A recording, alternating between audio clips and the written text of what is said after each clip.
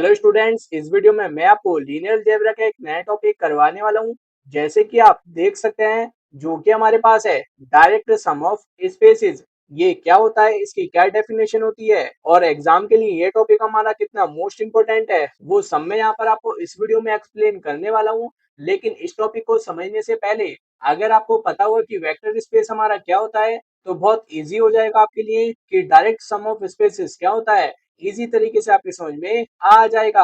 अगर आपको vector space नहीं पता है, तो इसकी वीडियो में पहले ही चैनल के ऊपर अपलोड कर चुका हूँ, जो कि आपके सामने आ भी चुकी होगी। और इस वीडियो का लिंक मैं ऊपर आई बटन पर दे दूंगा, यहाँ से जाकर आप इस टॉपिक को जरूर तैयार कर लेना। क्योंकि अगर आपको वेक्टर स्पेस और इसकी प्रॉपर्टी पता होंगी, तो इसी तरीके से ये टॉपिक आपके समझ में आ जाएगा। तो इस टॉपिक को स्टार्ट करने से पहले अगर आप हमारे चैनल पर नए हो, तो सबसे पहले आकर आप चैनल को सब्सक्राइब कर लें और सबसे महत्वपूर्ण बेल आइकन को ऑल पर प्रेस कर लें, जिससे क्या है, मैं जब भी इसी तरीके से linear algebra MSc third same से रिलेटेड और भी टॉपिक्स के ऊपर वीडियो अपलोड करूं, तो उसकी नोटिफिकेशन आपके पास सबसे पहले जा सके। अब हम देखते हैं इस टॉपिक को। और टॉपिक मैंने आपको पहले ही बता दिया था, यहाँ पर मैं आपको बता देता हूँ।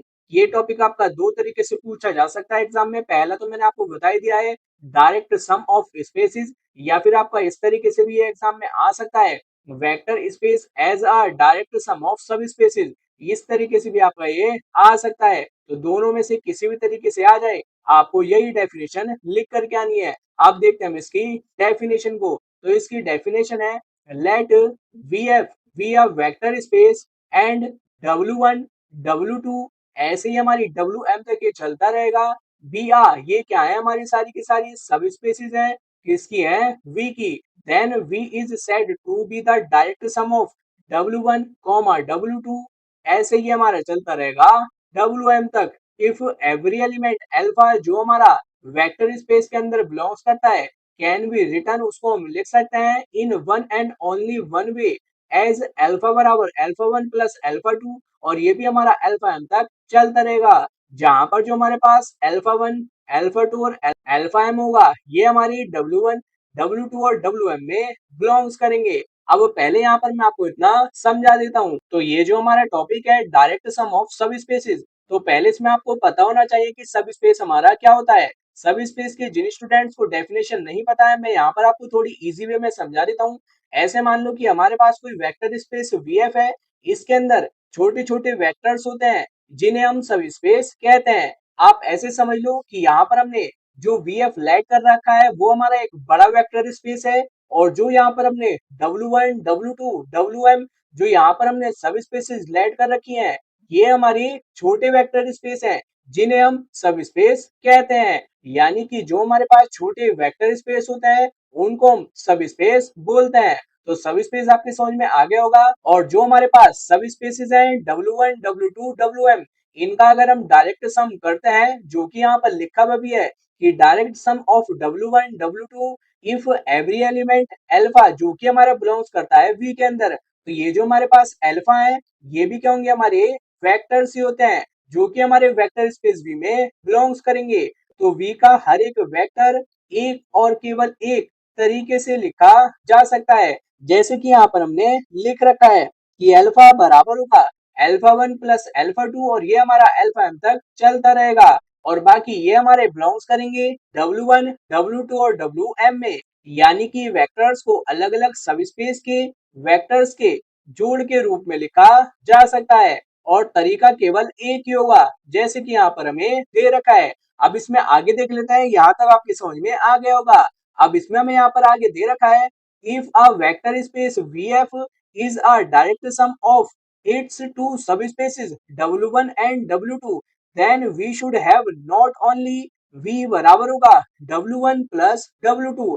अब जैसे कि यहाँ पर जो हमें डायरेक्ट सम करना था दो सब स्पेसों का, तो उसको हम इस तरीके से ही नहीं लिख सकते हैं, और भी तरीके होते हैं लिखने के। तो एक तरीका तो आप ये समझ लें कि यही हो गया, V बराबर W1 प्लस W2। अब ये कैसे आया है, वो मैं अभी आपको आगे एग्जाम्पल से भी समझाऊंगा और यहाँ पर भी समझाऊंगा। पहले हम इसको देख लेते हैं। But also that each vector of V can be uniquely expressed as sum of the element of W1 and an element of W2। यानी कि यहाँ पर हम V के हर एक वेक्टर को हम यहाँ पर अलग तरीके से एक्सप्रेस्ड कर सकते हैं as sum of an element of W1, यानी कि एक एलिमेंट हमारे पास पहले सब स्पेस का होगा और एक एलिमेंट हमारे पास दूसरे सब स्पेस का होगा। Symbolically the direct some is represented by the notation V बराबर होगा W1, और यहाँ पर प्लस अलग तरीके से आया है, बराबर होगा W2 के, प्लस भी है और उसमें हमने यहाँ पर गोला बना रखा है। ये हमारा सिंबल होता है, किसका सिंबल होता है? डायरेक्ट सम का, जो कि हमसे यहाँ पर डेफिनेशन पूछ रखी है। तो यहाँ पर जो हमारे पास दो सिंबल है, पहले सिंबल का मतलब होता है डायरेक्ट सम होगा और दूसरे सिंबल का मतलब यहाँ पर हो जाएगा सम ऑफ सब स्पेसिस, जो कि हमारा नॉर्मली होता है। अब इसको मैं यहाँ पर आपको समझा देता हूँ। जैसे कि यहाँ पर हमसे बोल रखा है कि वेक्टर स्पेस V के हर एक वेक्टर को हम अलग तरीके से लिख सकते हैं, जैसे हमने यहाँ पर अल्फा को लिखा था। उसके लिए यहाँ पर हमें जो हमारे सब स्पेस है W1 और W2, उनके एक एक एलिमेंट की हमें जरूरत पड़ेगी और उनको हमें जोड़ना पड़ेगा। डायरेक्ट सम हमें जो दे रखा है तो उनको हम इस तरीके से लिख सकते हैं। अब ये मैं आपको एग्जाम्पल से समझा देता हूँ, ज्यादा आपकी समझ में एग्जाम्पल से आ जाएगा। तो यहाँ से आप पहले डेफिनेशन को नोट कर लें। अब देखते हैं हम इसके एग्जाम्पल को, जो कि यहाँ पर आप देख सकते हैं। ये हमारा इसका एग्जाम्पल है। Let V2F be the vector space of all ordered pair of F then W1, जो कि यहाँ पर हमें दे रखा है पहला वाला सब स्पेस, एंड W2 ये हमें दूसरा वाला सब स्पेस दे रखा है। R2 सब spaces of V2F, vector space की यहाँ पर हमें सब स्पेस दे रखी है दो, जो कि हमारी स्टार्टिंग में भी थी। अब इसको मैं आपको एग्जाम्पल से समझा देता हूँ, बाद में यहाँ पर जो लिखी हुई है लैंग्वेज उसको यहाँ पर मैं आपको समझा दूंगा, और जो एग्जाम्पल की कैलकुलेशन है वो भी आपके सामने आती रहेगी। जो यहाँ पर हमारे पास एग्जाम्पल में वेक्टर स्पेस V2F है, इसके हम यहाँ पर दो वेक्टर्स को ले लेंगे, एक होगा हमारे पास x और एक होगा हमारे पास y, जो कि हमारे बिलोंग्स कर रहे होंगे V2F में। और साथ में यहाँ पर जो हमें सब स्पेसिस दे रखी है W1 और W2, अगर हम W1 में देखेंगे तो जो हमारे पास दूसरा वाला कंपोनेंट है वो हमारे पास 0 है, और ऐसे ही दूसरी वाली सब स्पेसिस में पहला वाला कंपोनेंट हमारा 0 है। तो दोनों में अलग अलग है, तो दोनों के लिए जो एग्जाम्पल होंगे वो हमारे अलग अलग हो जाएंगे। अगर W1 में हमारा दूसरा वाला कंपोनेंट 0 है तो इसके एग्जाम्पल हो जाएंगे 1,0, 5,0, 7,0। ऐसे ही अगर W2 में जो हमारे पास पहला वाला कंपोनेंट है अगर वो 0 है तो यहाँ पर हमारे पास एग्जाम्पल हो जाएंगे 0,2 और 0,5।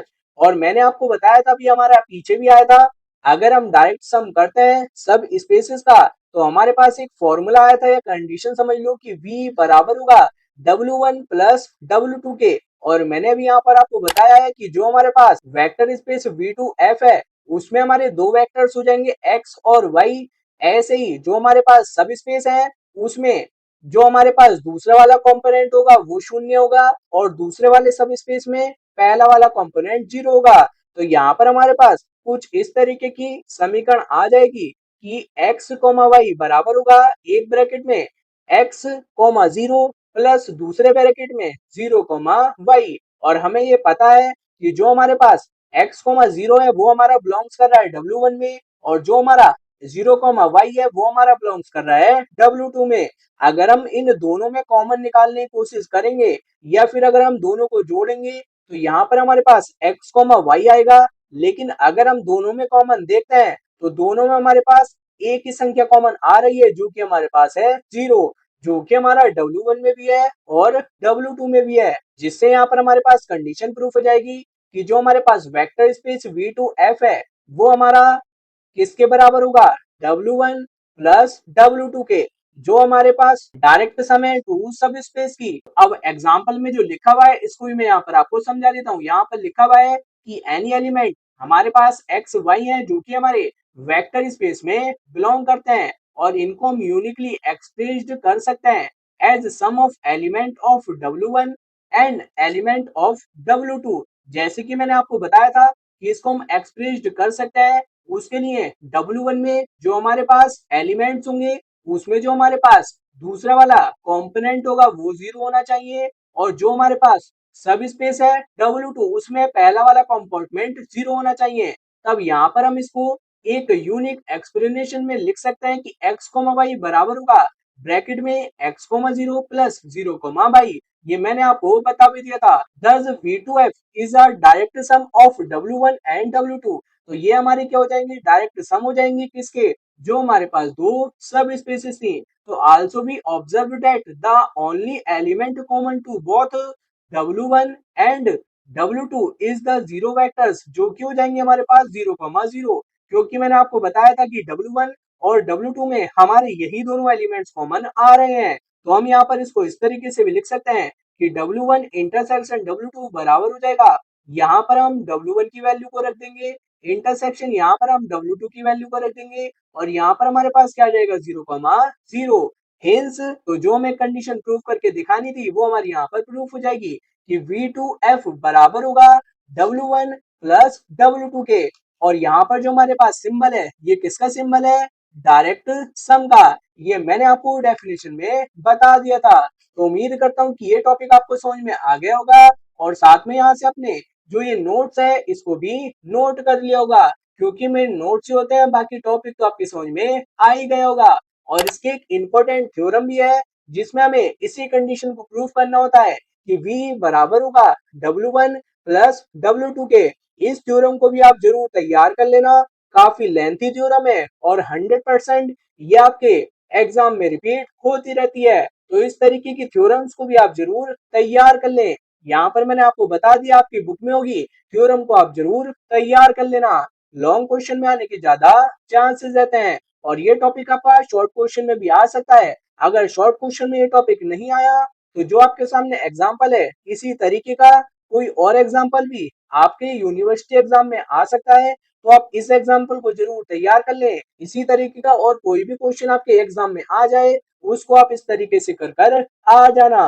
तो इसको आप यहाँ से जरूर नोट कर लें। और स्टूडेंट्स अगर आप इसी तरीके से linear algebra MSc third same के और भी टॉपिक्स देखना चाहते हो तो मैंने इसकी प्रॉपर प्लेलिस्ट बना रखी है जो कि आपके सामने आ चुकी होगी। इस प्लेलिस्ट में आपको लीनियर अलजेब्रा के सभी टॉपिक्स मिल जाएंगे, और इस प्लेलिस्ट का लिंक मैं डिस्क्रिप्शन में भी दे दूंगा, और आपको ऊपर आई बटन पर भी मिल जाएगा, वहां से जाकर आप देख लेना। और अगर आपको इस प्लेलिस्ट में कोई टॉपिक ना मिले तो आप कमेंट कर बता देना, उस टॉपिक के ऊपर भी मैं जल्द से जल्द वीडियो लेकर के आ जाऊंगा। और स्टूडेंट्स अगर आप साथ ही एमएससी फर्स्ट सेम से फोर्थ सेम तक के प्रीवियस ईयर क्वेश्चन पेपर्स भी देखना चाहते हो, क्योंकि जो ज्यादातर क्वेश्चंस होते हैं वो आपके प्रीवियस ईयर क्वेश्चन पेपर से रिपीट होते हैं, तो उसकी भी मैंने एक प्रॉपर प्लेलिस्ट बना रखी है, आपके सामने आ चुकी होगी। इस प्लेलिस्ट का लिंक भी आपको ऊपर आई बटन पर मिल जाएगा, वहां से जाकर आप देख लेना। और इन दोनों ही प्लेलिस्टों को आप अपने दोस्तों के साथ में भी ज्यादा से ज्यादा जरूर शेयर करना, जिससे उनकी भी